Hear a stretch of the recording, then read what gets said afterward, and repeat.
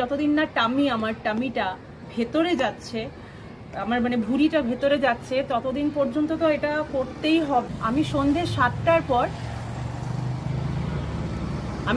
7টার পর ইয়ে খাবো না, মানে কার্বস।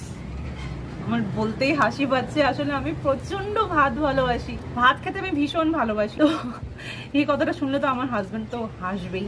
আজকে থেকে সন্ধ্যে 7টার পর আমি কার্বস খাবো না।